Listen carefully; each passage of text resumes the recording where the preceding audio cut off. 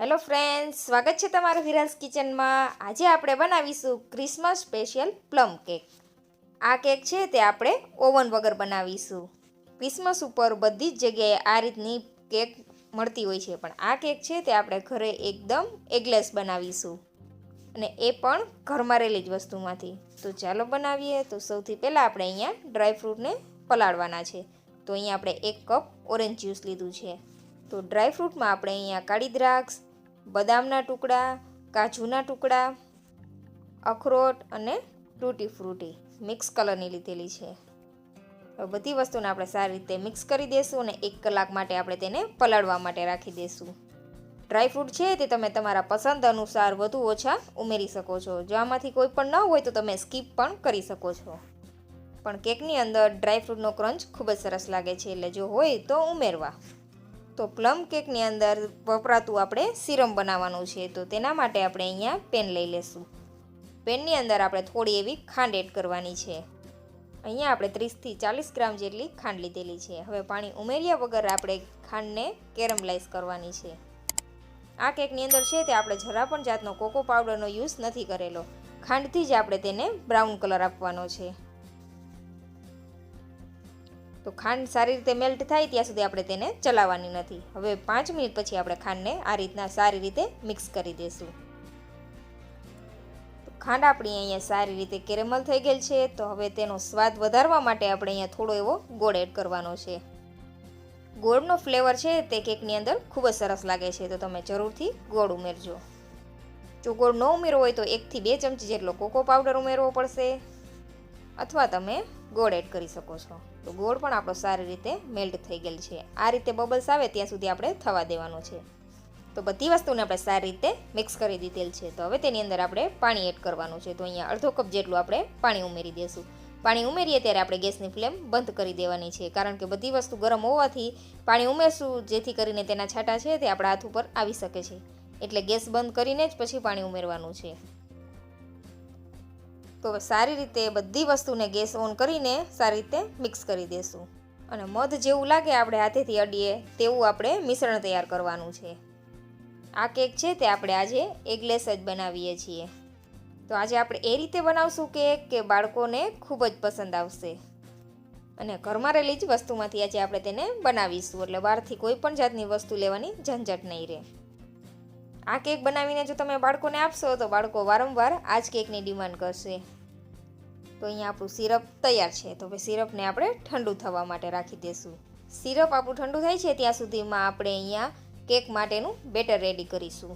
તો તેના માટે એક બાઉલની અંદર આપણે 1 કપ મેંદો લીધેલો છે। તમે મેંદાની જગ્યાએ ઘઉંનો લોટ પણ લઈ શકો છો। વજનમાં 180 ગ્રામ મેંદો છે। હવે તેની અંદર આપણે અડધી ટીસ્પૂન જેટલો બેકિંગ સોડા અને 1 ટીસ્પૂન અહીંયા આપણે બેકિંગ પાવડર લીધેલો છે, અને થોડું એવું નમક એડ કરી દઈશું, અને બધી વસ્તુને સારી રીતે ચાળી લેશું। તો અહીંયા આપણે 50 ગ્રામ તેલ એડ કરવાનું છે। તેલ આપણે અહીંયા સનફ્લાવર ઓઇલ લીધેલું છે, અને કપથી માપીએ તો અડધા કપ જેટલું આપણે અહીંયા તેલ લીધેલું છે। જેટલું આપણે તેલ લીધું છે તેટલું જ આપણે તેની અંદર દૂધને એડ કરવાનું છે।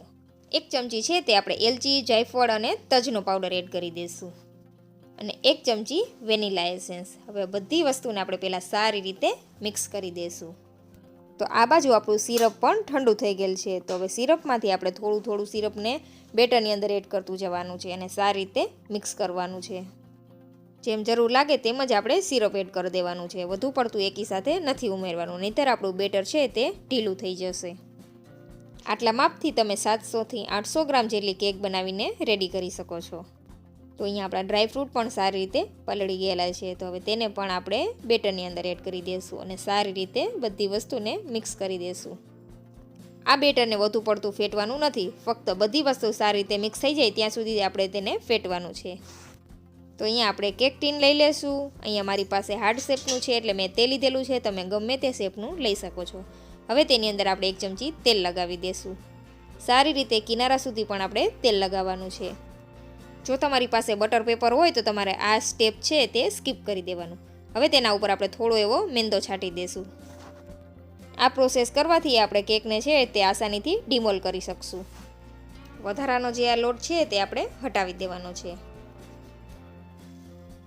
તો મોલ્ડ આપણું તૈયાર છે। તો તેની અંદર આપણે બેટરને એડ કરી દઈશું। આ પ્રોસેસ કરીએ ત્યારે આપણે ઓવનમાં બનાવવાની હોય કેક તો ઓવનને પ્રીહીટ કરી લેવાનું, અને કઢાઈમાં બનાવવાની હોય તો આપણે કઢાઈને પણ પ્રીહીટ કરી લેવાની 10 મિનિટ માટે. તો અહીંયા આપણે જાડા તળિયાવાળું વાસણ લીધેલું છે, તેની અંદર આપણે નમક એડ કરી દીધેલું. નમકને આપણે 10 મિનિટ માટે પ્રીહીટ કરી લીધેલું. હવે તેની ઉપર આપણે સ્ટેન્ડ રાખી દઈશું અને આપણું કેકનું બેટરવાળી પેન રાખી દઈશું અને ઢાંકણ ઢાંકીને આપણે પહેલાં 10થી 15 મિનિટ માટે થવા દઈશું. 10થી 15 મિનિટ પછી આપણે ચેક કરીશું તો કેક આપણી થોડી એવી બેક થઈ ગઈ છે. તો હવે ઉપરથી આપણે ફરી તેની ઉપર તૂટી ફ્રૂટી અને કાજુના ટુકડા અને અખરોટના ટુકડા લગાવી દઈશું અને ઢાંકણ ઢાંકીને આપણે તેને ફરી થવા દઈશું. આ કેક બનતા ટોટલ 50 મિનિટ જેવો સમય લાગે છે. હવે સીધું આપણે 30થી 40 મિનિટ પછી ચેક કરીશું. તો ફરી આપણે ઢાંકણ ઢાંકીને થવા દઈશું. તો અહીંયા ઓવન વગર પણ તમે બેકરી જેવી કેક ઘરે આસાનીથી બનાવી શકો છો, એ પણ ઘરમાં રહેલી વસ્તુમાંથી અને ખૂબ જ ઓછા સમયમાં. તો બજારમાં મળતી એગવાળી કેક કરતાં આ રીતે તમે એગલેસ કેક ઘરે આસાનીથી બનાવી શકશો. તો 50 મિનિટ પછી આપણે ટૂથપીક લગાવીને ચેક કરી લેશું કે આપણી કેક બનેલી છે કે નહીં. આ રીતે જો આપણે ટૂથપીક એડ કરીએ અને ટૂથપીક એકદમ ક્લીન નીકળે તો આપણી કેક બેક થઈને તૈયાર છે. તો હવે તેને 10થી 15 મિનિટ માટે ઠંડી થવા દેશું. તો હવે આપણે કેકને સર્વ કરી લેશું. અહીંયા આપણે કોઈ પણ જાતના કોકો પાવડર ઉમેર્યા વગર પણ આપણે કેકનો કલર સરસ એવો બ્રાઉન આવી ગયેલો છે. તમે જોઈ શકો છો કેક આપણી એકદમ સ્પોન્જી બનીને રેડી થઈ છે. જો આ કેક તમે બાળકોને આપશો તો બાળકો એકદમ ખુશ થઈ જશે. આ કેક તમે 60થી 70 રૂપિયામાં ઘરે આસાનીથી બનાવી શકશો. તો બજારની અનહાઇજેનિક કેક કરતાં આ રીતે તમે કેક ઘરે આસાનીથી બનાવી શકશો. અને તમે બાળકોના સ્કૂલમાં પણ ક્રિસમસ પાર્ટીમાં આપી શકો છો. જો તમને મારી રેસીપી થોડી પણ પસંદ આવી હોય તો ચેનલને સબસ્ક્રાઈબ કરજો અને વિડીયોને લાઇક કરજો. મળીશું બીજી આવા નવા વિડીયો સાથે. ત્યાં સુધી આવજો. Thank you for watching.